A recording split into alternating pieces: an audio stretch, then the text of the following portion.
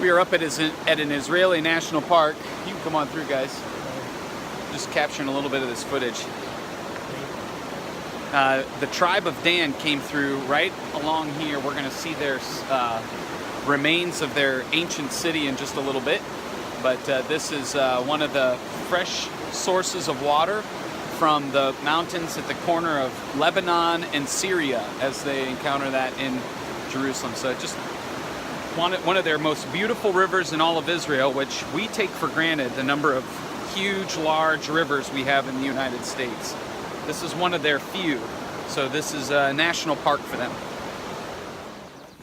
So what we are looking at is one of the altars that was built in one of the high places up in the northern part of Israel.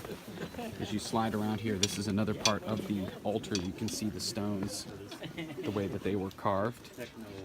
And what we have here is the Lebanon and Syria border. This would have been a very popular path that Jesus himself would have probably traveled back before they had the modern borders today. So on that mountaintop over there is Lebanon, and over here is Syria.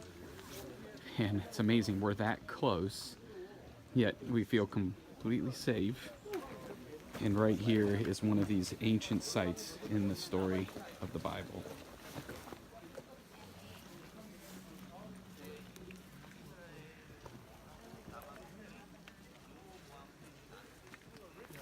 The high place is up here.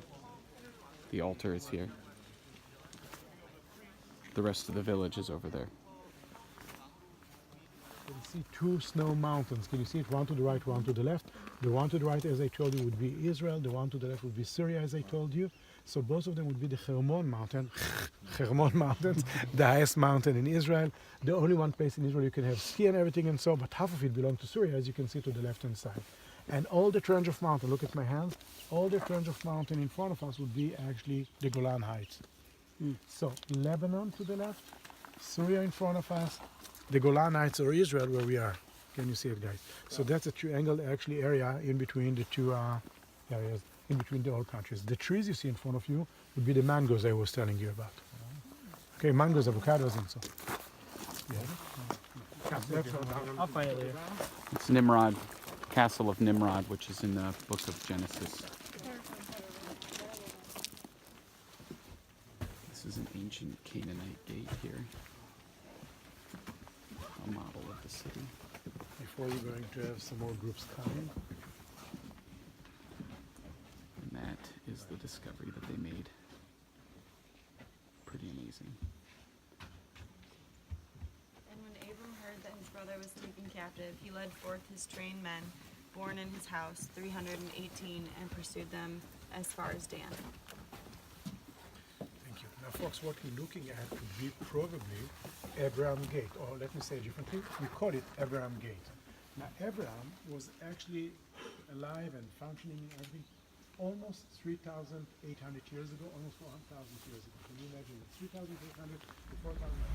So here's another part of Tel Dan, and here's what's fascinating is they've discovered this Tel is a basically a story of an artificial mountain or hill that really represents multiple layers. And so you can see that they've discovered this ancient city wall around 3,000 or so years old. The tribe of Dan allegedly built this place. That's the main city gate that goes to the altar that we saw a little bit ago. And what's fascinating is they've brought all of this out of this hill. So in this hill, perhaps right along here, are even more locations of places that exist. And so it's I mean, for us as we're walking through, we're like, let's just dig it out. Let's see what's in there. This could be full of treasure, you know, especially when we don't really find anything when we dig much in the United States. So just a fascinating view, common experience that they have because of the years of history here in Israel.